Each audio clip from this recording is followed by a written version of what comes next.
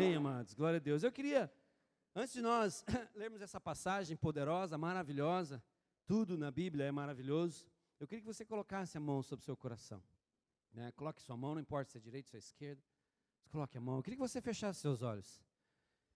Pai, em nome de Jesus, eu declaro, Senhor Deus, coração de cada um aqui, um terreno fértil.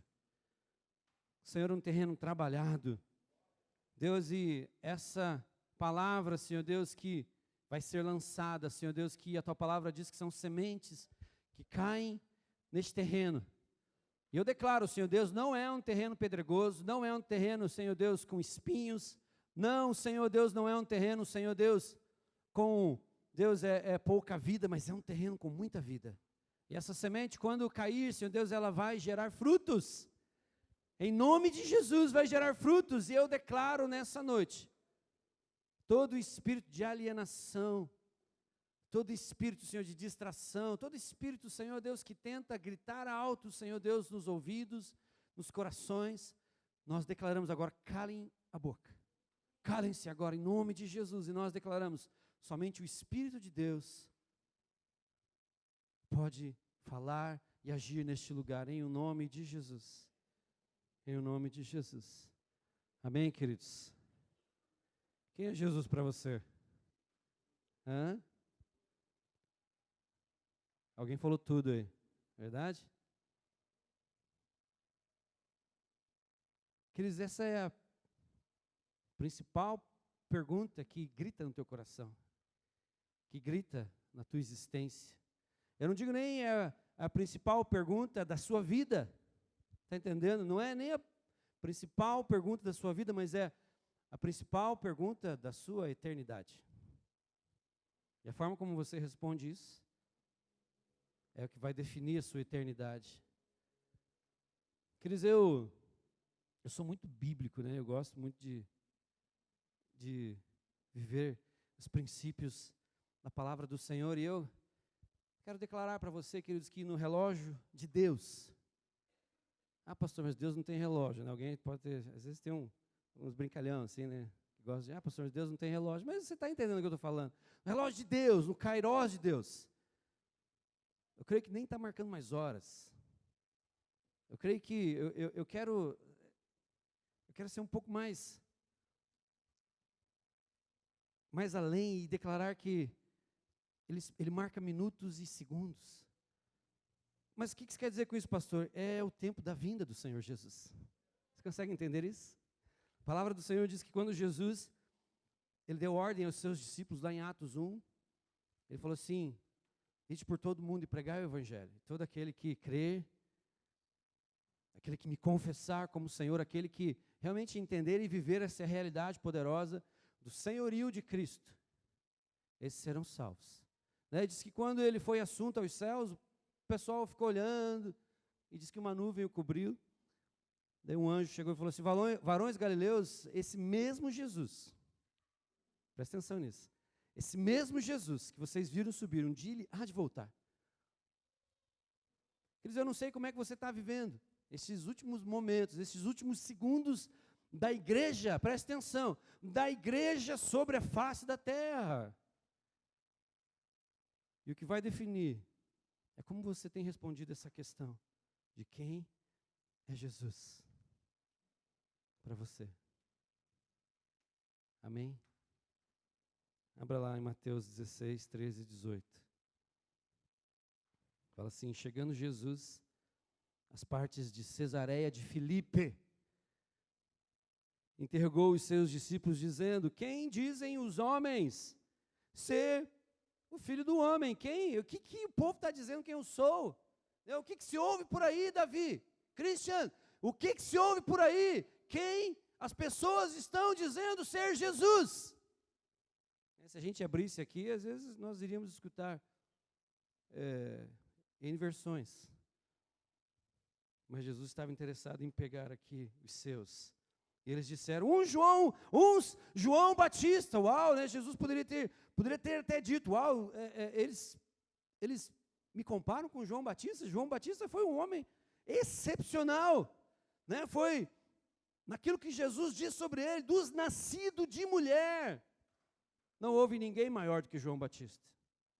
Pensa um homem doido. Um ministério curto. Ele se preparou a vida inteira para ter um ministério curtinho. Um homem que se vestia com peles de camelo, comia gafanhotos, comia mel. Se você se deparasse com um cara desse, Samuel, o que você ia pensar? Mas ele tinha a resposta afiada de quem era Jesus. Este é o Cordeiro de Deus que tira o pecado do mundo. E todo judeu que escutou, tanto que dois dos seus discípulos, quando ouviram, este é o Cordeiro de Deus que tira o pecado do mundo, eles falaram assim, por que eu vou seguir João Batista, se eu posso seguir Jesus? Você está me entendendo? E que ele cresça, que ele apareça. Senhor, não é o meu ministério, não é o ministério do pastor Jefferson, ou seja lá o do pastor fulano de tal, mas é o ministério de Jesus Cristo. Não é verdade? E todo judeu entendeu, ele é o Cordeiro que tira o pecado do mundo. Eles foram lá, em Gênesis, quando o homem pecou e o Senhor matou um cordeiro, sacrificou um cordeiro, já simbolizando o Cordeiro de Deus que tira o pecado do mundo. Eles pensaram lá em Abraão, quando foi desafiado por Deus, a oferecer aquilo que ele tinha de maior valor. O que é que você tem de maior valor? Eu sempre digo, quando Deus pediu Isaac, ele não estava interessado em Isaac, ele estava interessado em Abraão. Quando Deus pede as coisas para você, ele não está interessado nas coisas que você tem, ele está interessado em você. Papai, onde está o cordeiro? Ele já era um rapaz adolescente. Filhão, Deus vai prover. Os judeus que escutaram aquilo entenderam quem esse é, aquele que Moisés disse que viria, que seria um igual a ele, ainda maior do que ele. A estes vocês precisam ouvir, porque é dele que vêm as palavras de salvação. Creio que eles foram lá para Abraão, creio que depois eles foram lá para a saída do povo do Egito, quando Moisés falou assim, olha, sacrifiquem um cordeiro, com o sangue do cordeiro, vocês precisam marcar os umbrais das portas, e quando o anjo da morte vir, quando o anjo da justiça do Senhor vir, quando o anjo que vem julgar a terra, quando ele passa pelas casas aos quais há este sangue nos umbrais, ele vai, opa, aqui tem uma marca de graça. Então o anjo passa por cima. Páscoa significa passar por cima. O anjo passa por cima. Queridos, no grande dia do juízo, a palavra de Deus diz que nós não seremos julgados, as nossas obras serão julgadas. Sabe por quê? Porque aqueles que têm a resposta certa a dar para o Senhor, esses não passarão por julgamento. João 5:24, leia em casa. Porque nós temos uma marca, a marca do sangue do Cordeiro. Então Jesus foi comparado com João Batista, ele poderia ter dito assim, uau! Ou mesmo outros diziam Elias. Elias era o representante dos profetas. Dizem que até hoje os judeus ortodoxos, eles têm em sua casa, na mesa, uma cadeira a mais.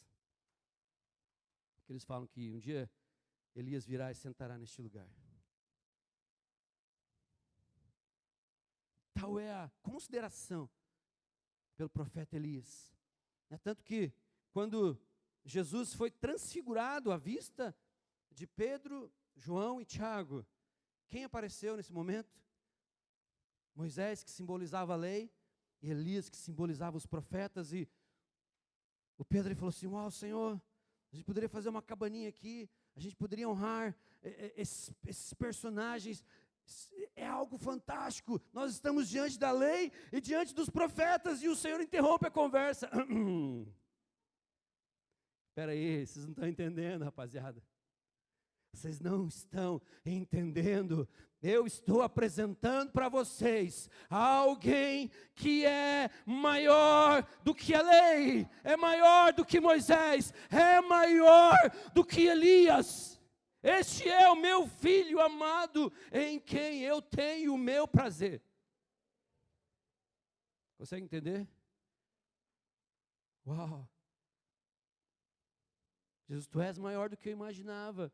Sabe por que veio esse tema na minha cabeça? Porque eu estava lendo a Bíblia e eu vi que a maioria das pessoas que se achegavam a Jesus não era pelo simples fato de estar com Jesus, mas era pelo simples fato de que Jesus lhe proporcionava algo.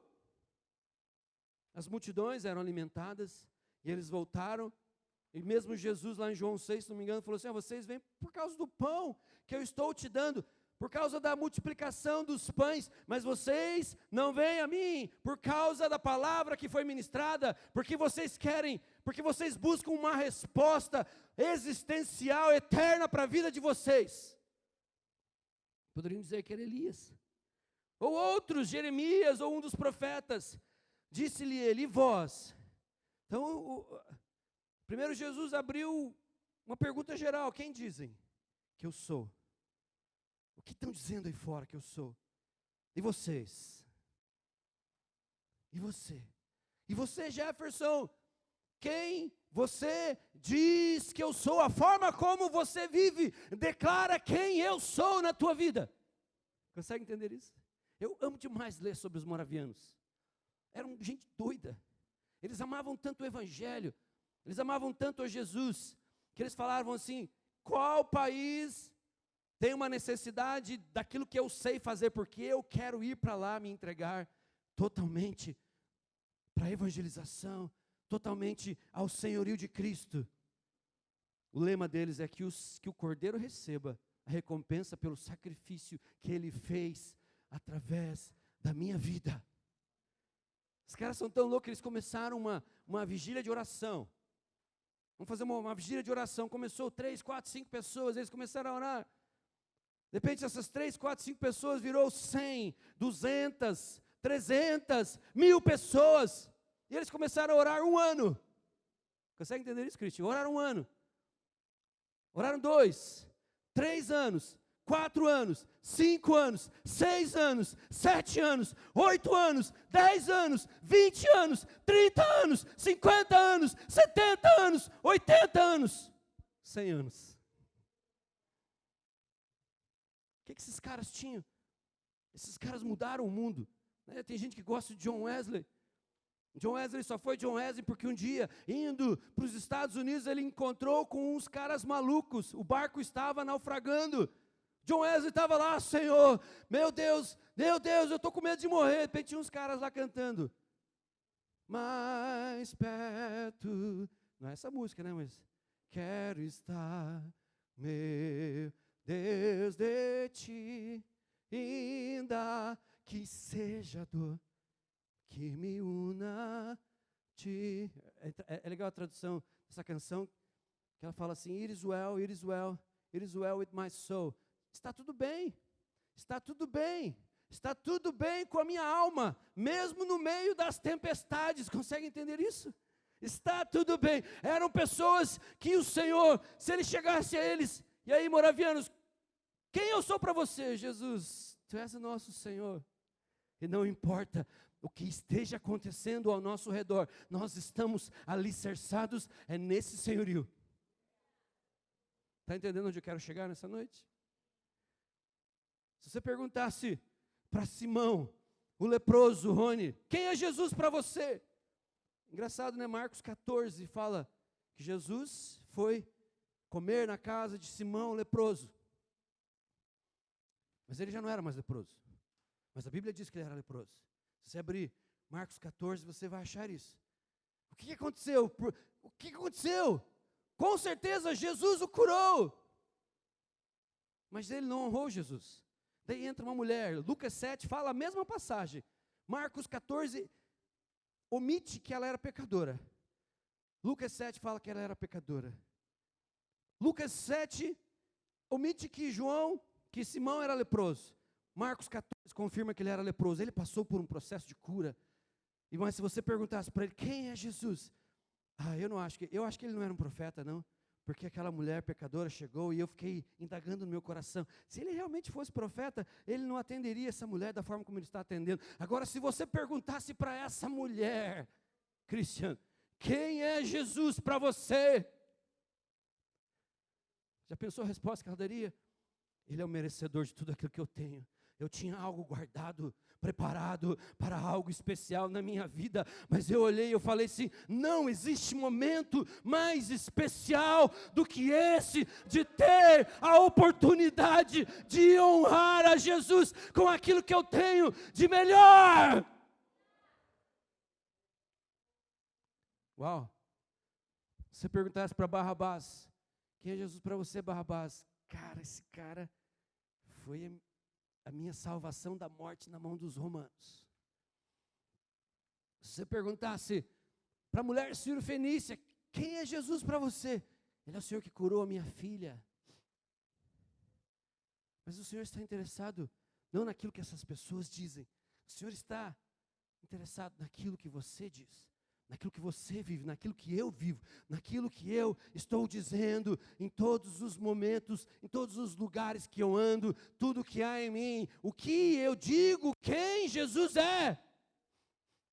Sabe, queridos, às vezes tem umas pessoas que chegam em mim e falam assim, pastor, existem vícios que eu não consigo me libertar e eu me pego fazendo. Eu falo assim, cara, eu duvido que você faça tal coisa, se na hora que você for fazer tal coisa, você se lançar de joelho no chão, com a cara no pó, e falar assim, Jesus, tenha misericórdia da minha vida, Jesus, tenha misericórdia da minha vida, Jesus, tenha misericórdia, pode ser qualquer coisa. Tem gente que é preso a um vício, sei lá, pornografia. E é muito alto dentro das igrejas, você acha que não? É muito alto. Irmão, se lança no chão, coloca a cara no pó, fala assim, Senhor, me dá força. Ele supre força ao fraco. Ele está disponível para o tentado e atribulado. Você consegue entender isso, querido? Ele está disponível, não é só isso. Ah, pastor, eu tenho um problema. Eu gosto de desviar um dinheiro. Querido, quando você for desviar esse dinheiro, você ajoelha no chão, coloca a cara no chão. Eu duvido que você tenha coragem de fazer isso. Você está submetendo a sua vida ao senhorio de Cristo. Vamos lá, continuando. Então ele disse assim, e você, quem você diz que eu sou? E Simão Pedro respondendo, tu és o Cristo, o Filho de Deus. Tu és o Cristo, fala assim comigo, tu és o Cristo, o Filho de Deus. Queridos, Cesareia de Filipe, algo muito interessante. Jesus, ele leva a gente nos contextos, Jesus, ele leva a gente nos lugares onde ele quer se revelar a nós. Na minha caminhada de vida com Cristo, 30 anos, 2 vezes eu quis sair das mãos do Senhor. Uma quando eu tinha mais ou menos uns 17 anos. Eu me lembro que na semana passada, no domingo passado, eu estive na igreja, e era uma igreja pentecostal, mas histórica, digamos assim. Passei ouvindo aquelas canções históricas, mais perto quero estar, glória, glória, aleluia, né? Firme nas promessas do meu Salvador, cantarei louvores ao meu Criador, né, Davi? Você é dessa época, né? Queria até me lembrar o resto da canção, mas não me lembro. Cantarei louvores ao meu Criador, firme nas promessas de Jesus. Queridos, mas eu tinha 17 anos e eu falei assim, meu Deus, quem Jesus é para mim? Naquele momento, quem Jesus era? Quem Jesus era? Vocês sabem, eu já contei aqui várias vezes. A minha conversão foi algo sobrenatural. Não vou contar aqui agora, mas qualquer dia, quem sabe. Foi algo sobrenatural. Ninguém me evangelizou, mas foi o próprio Espírito Santo que usou alguém, falando umas coisas que eu não entendia direito, mas eu sabia que era Deus. Eu tinha uma marca em mim, mas eu tinha uma raiz de rebelião em mim, que queria ir contra o senhorio de Cristo. E eu achava, minha adolescência, eu não quero perder aqui, neste lugar. E queridos, naquela época a moda era New Wave. Cabelinho comprido, né? Menudo, né? New Kids on the Block, é um pouquinho mais para frente. Mas na semana seguinte eu me peguei aonde? Na semana passada eu estava na igreja, Deus, o que eu estou fazendo aqui? Eu não conseguia me achar. Na semana seguinte eu fui nessa danceteria e dançava New Wave. Eu já dancei na minha vida, né? Não vou falar onde, que senão alguns de repente falam assim, ô, tempo ruim. E de fato, tempo ruim, queridos. Lá dentro eu percebi que era ruim. Eu lembro que eu fiquei um tempo dançando, igual um doido, sem propósito algum. Aqui quando nós dançamos para Ele. Por isso não tenha vergonha de dar as voltinhas, não tenha vergonha de ir para frente, lá vou eu. Não tenha vergonha, querido. Aqui é o lugar da liberdade, no Espírito de Deus. Porque aqui o Espírito de Deus é Senhor, e onde Ele é Senhor, há liberdade. Consegue entender? Eu me lembro que eu fui no banheiro, e eu me deparei com uns caras fazendo uns baseados e já fumando. E algo falou no meu coração: você não pertence a esse lugar.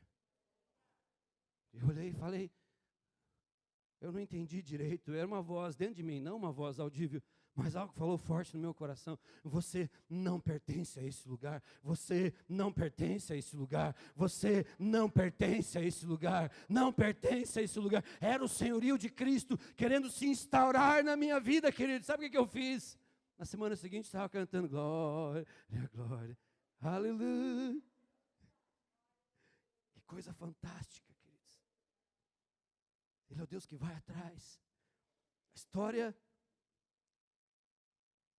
que está na Bíblia é o Deus que vai atrás. É o Deus que se transformou em carne e habitou entre nós, e nós vimos a sua glória, e a glória é a glória do próprio Deus, em forma de filho aqui neste lugar. O interessante é que ele veio como unigênito, o único filho, e ele sobe como primogênito. Sou filho agora. Mas para que isso aconteça na tua vida, amados, nós precisamos ter a resposta certa. E Jesus leva esse povo lá em Cesareia, era um lugar terrível, paganismo, um lugar oferecido mesmo aos deuses, pertencia a Israel, era mais ao norte, né, da Galileia. Ali se cumpriu a profecia de Isaías 9, que fala: aqueles que andavam em trevas, que estavam em trevas, viram raiar a luz da salvação. Isso está confirmado em Mateus 3. E é interessante que aquele lugar é um lugar de escuridão. É um lugar de muitos restos de atividades vulcânicas. Literalmente as pessoas andavam em terrenos escuros. Andavam nas trevas. E essa cidade ficava ao pé do Monte Hebron. E nessa montanha cravada estavam 3 templos. Um templo da deusa Nemefis, que era a deusa da vingança. Um templo do deus Pan, que era considerado o guardião das portas do inferno. Por isso que Jesus, ele olha e ele fala assim: Pedro, sobre esta pedra. Não é você não, Pedro, você é pedrinha. Está entendendo? Às vezes as pessoas não entendem a diferenciação dos verbos, mas é como se Jesus estivesse falando assim: Pedro, sobre você, pedrinha. Você é pedrinha, e sobre essa pedra que sou eu.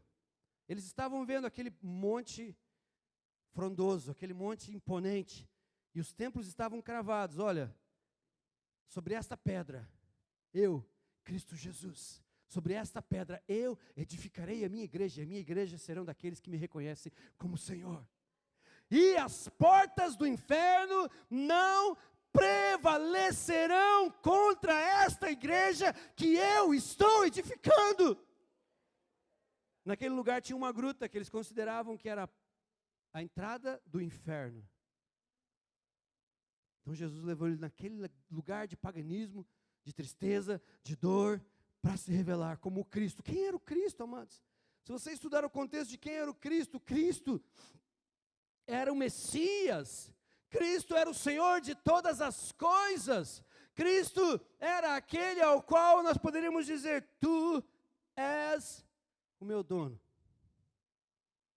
Pedro, quando ele se levanta para falar quem é Cristo, lá em Atos 2 ele fala assim, ó: saiba, pois, com certeza toda a casa de Israel, que é este Jesus, a quem vós crucificastes, Deus o fez Senhor e Cristo.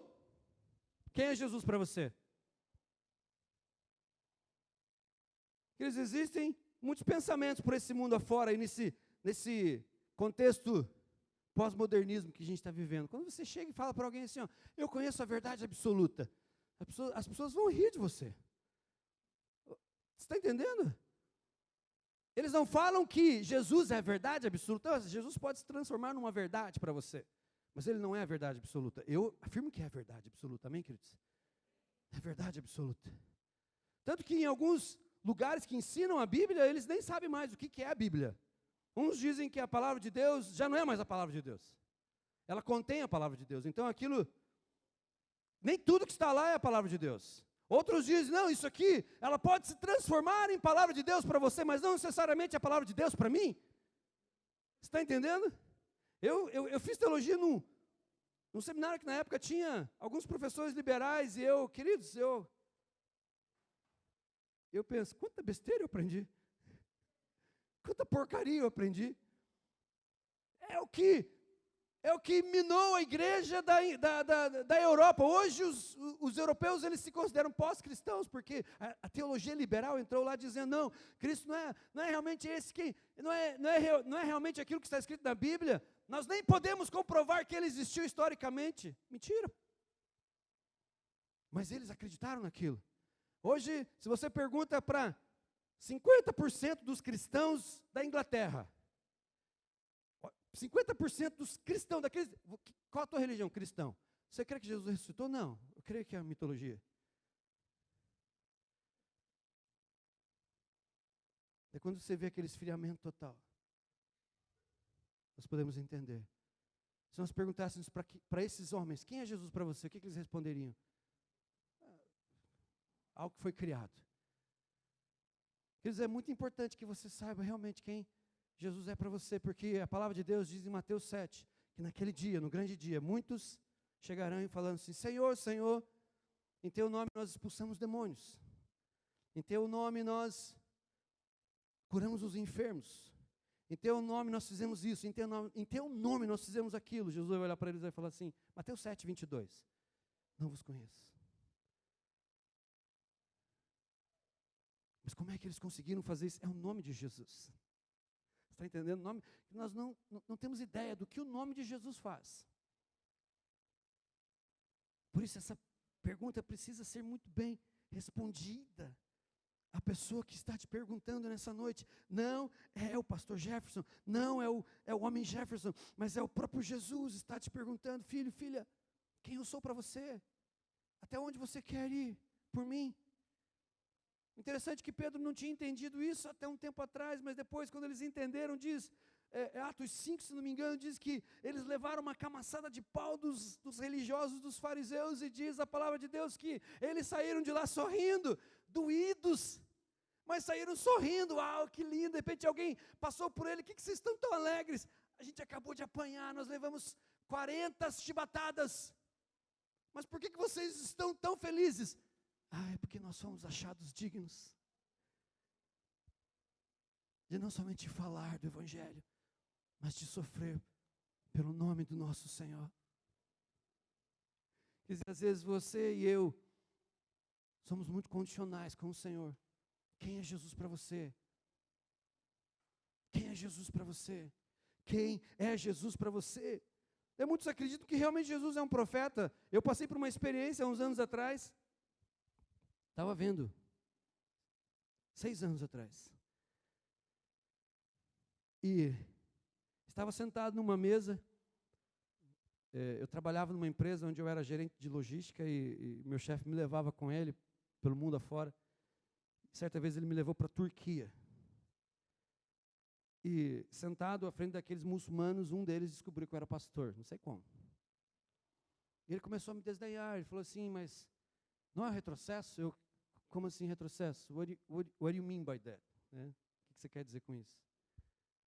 Não é retrocesso isso que você vive, você é um priest. Sou um priest. Sou um sacerdote. Você é um preacher. Sou um pregador. Pelo menos tento. A graça de Deus é comigo. Mas não é um retrocesso. O que é um retrocesso? Cristianismo não é um retrocesso.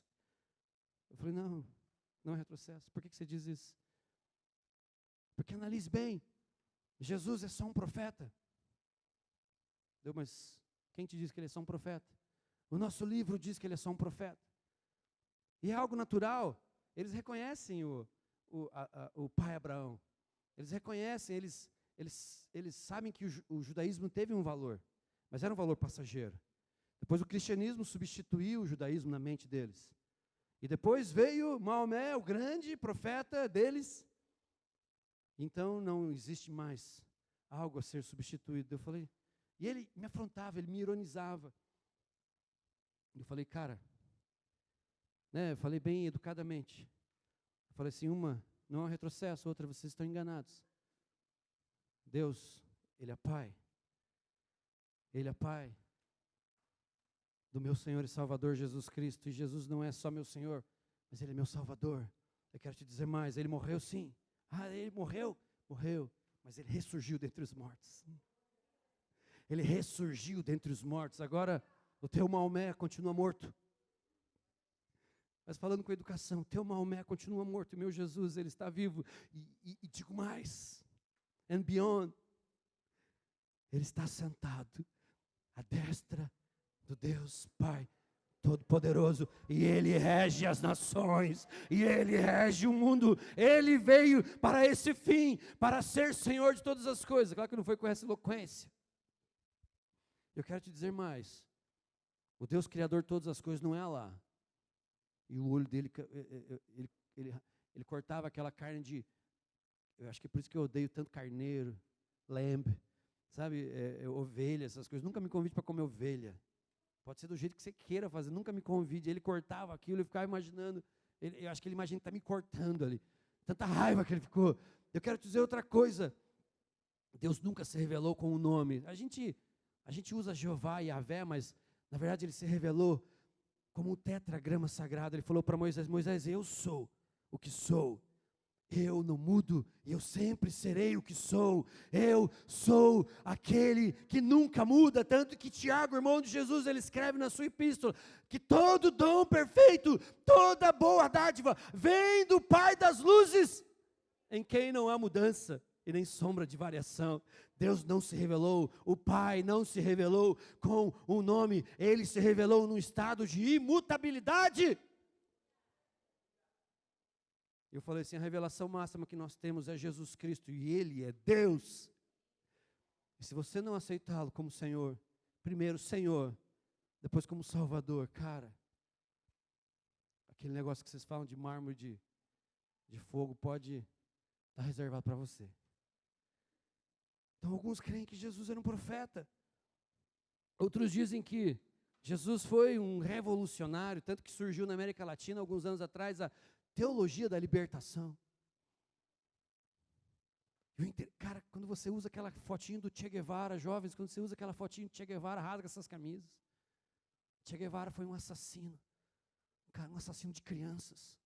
Foi um revolucionário argentino, extremamente usado por Satanás.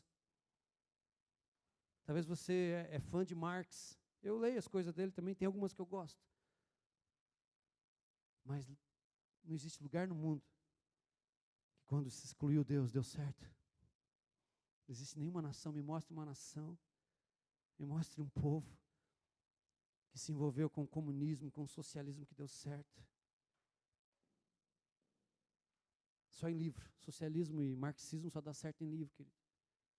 Quando nós não colocamos Deus nas nossas vidas como Senhor, bendita é a nação cujo Deus é o Senhor. Se você tem camisa do Che Guevara, boné do Che Guevara, queima esse negócio, queima esse negócio, queima esse negócio, joga fora. Quem é Jesus para você? Se você diz que Jesus é o teu Senhor, você não usa a camisa do Che Guevara. Está entendendo, queridos? É forte, porque essa é a resposta da tua eternidade. Jesus está interessado na resposta que você vai dar para Ele nessa noite. Então, tem uns que dizem que Jesus foi um revolucionário, ainda temos uns que dizem que Ele foi apenas alguém que buscou mudar uma sociedade, mas falhou, porque morreu. Ele morreu sim, mas Ele ressurgiu dentre os mortos. E o apóstolo Paulo fala, se nós não crermos nisso, vã é a nossa fé. Sabe qual que é o pior? Tem até outros que creem que Jesus é quem diz que ele era, no entanto, vivem como se ele não existisse. Esse é o pior de todos. Jesus é o meu Senhor, mas, cara, você continua fazendo as mesmas coisas. Jesus é o meu Senhor, cara, mas você não se decide por Ele. Jesus é o meu Senhor, mas você não pede, Senhor, então queima no meu coração amor por Ti. Jesus é o meu Senhor, mas quando pinta qualquer resquício de luta, você já se debanda, você já não quer saber mais. Queridos, olha, quero te dizer uma coisa. Quando o apóstolo Pedro, ele fala assim: a estes que vocês mataram, Jesus, o Deus, o Pai, constituiu como Senhor, como Kyrios. Aquilo era algo que só podia ser dito para uma pessoa naquele momento na terra. Está entendendo? Na terra, somente uma pessoa tinha o direito de receber esse título, que era o César. Era o Senhor, era o dono de todas as coisas. Então agora tinha uns malucos dizendo: não é mais César que é dono de todas as coisas, não é mais o imperador romano que é dono de todas as coisas, mas nós temos alguém que realmente é Senhor de todas as coisas, e esse é Jesus Cristo. É interessante que eles iam até o final por isso. Se você ler Atos 6, metade do capítulo de Atos 6 e o capítulo inteiro, um homem chamado Estevão, ele foi apedrejado, e no momento que ele estava sendo apedrejado, ele dizia assim: Senhor, não imputes a eles estes pecados, não imputes. Ele falou assim: eu vejo o Senhor, olha que cena linda, eu vejo o Senhor e Ele está de pé. Um rei, ele se assenta no trono, mas quando ele quer honrar alguém, ele se coloca de pé. Já leu essa passagem? Eu vejo o Senhor e Ele está de pé. O Senhor honra aqueles que o reconhecem como Senhor, estão dispostos a ir até o fim por isso. Estão dispostos a irem até o fim por isso. Queridos, para que Jesus seja teu Senhor, para que Jesus seja seu Salvador, para que Jesus seja seu amigo. Jesus é um grande amigo, eu também concordo, eu tenho como amigo. A própria palavra diz: já não vos chamo mais de servos, mas eu vos chamo de amigos. Mas para que ele seja seu amigo, para que ele seja seu Salvador, primeiro ele precisa ser seu Senhor. Agora faça essa pergunta para você mesmo: Senhor, estou vivendo o teu senhorio na minha vida? Nos evangelhos, a palavra Kyrios, Senhor, a Jesus, aparece quantas vezes? 130. 130 vezes aparece a palavra Senhor, dono absoluto da minha vida. Quantas vezes aparece Salvador? 2. Pá, tem uma mensagem aí. Tem algo forte aí. Tem algo forte. Tem algo forte. Em Atos, 170 vezes aparece a palavra Senhor. Salvador aparece 2. Nas epístolas de Paulo, 260 vezes aparece a palavra Senhor. Salvador, 6 vezes. Para que ele possa ser seu Salvador, ele precisa ser seu Senhor. No resto do Novo Testamento, 50 vezes. Senhor, Salvador, 6. Total, 610 vezes. Kyrios, Salvador, dono, Senhor absoluto. Kyrios, dono absoluto. 16 vezes Salvador. Talvez você está dizendo para você mesmo: Jesus é meu Salvador e eu me contento com isso. Queridos, mas pode correr um risco muito sério de naquele dia você chegar e falar assim: Senhor, mas tu és o meu Salvador. Ele: não te conheço. Não te conheço. Ele pode ser qualquer coisa para você, mas primeiro ele precisa ser seu Salvador. Alguém um dia pregando, perguntaram para ele assim: quem é Jesus para você? Forsyth. Eu falei Bosworth de manhã, mas foi Peter Forsyth, um pregador norte-americano. Ele falou assim: vou discorrer quem Jesus é para mim. Ele falou assim: o que importa é aquilo que a Bíblia diz. E a Bíblia diz que o meu rei, ele é o rei dos judeus. A Bíblia diz que o meu rei, ele é o rei de Israel.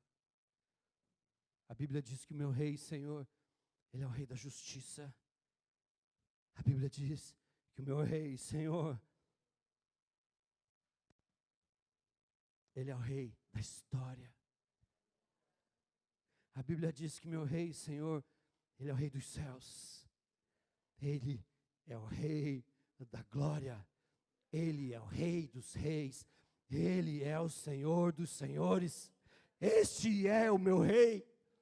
E eu te pergunto, ele dizia naquela pregação, se você o conhece, o meu Rei é um Rei soberano. E nenhum tipo de medida pode definir seu amor ilimitado. Ele é continuamente forte. Ele é inteiramente sincero. Ele é eternamente constante. Ele é imortalmente gracioso.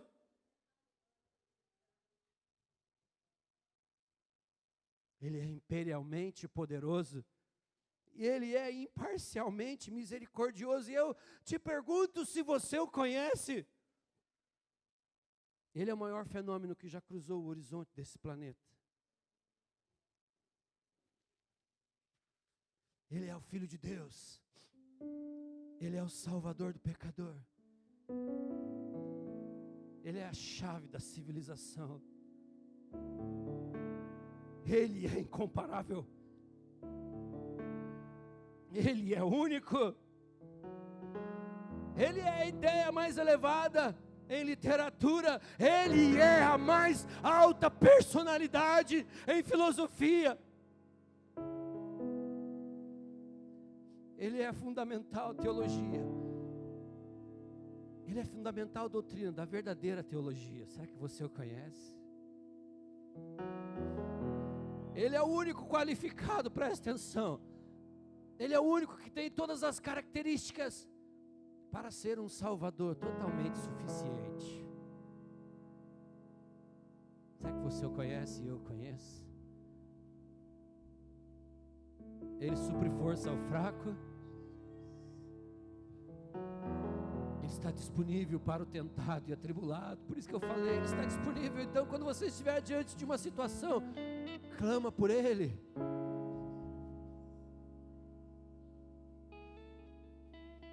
Oh, Jesus amado.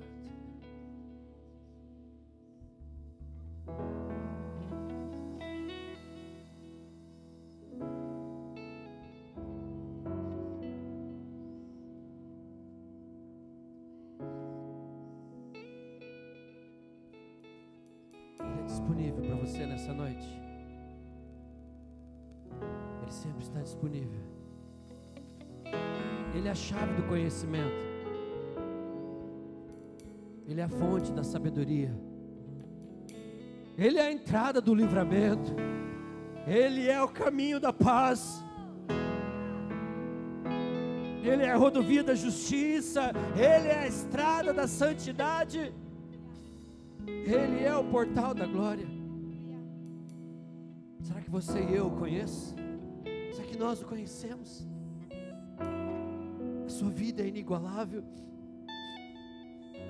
A sua bondade é ilimitada.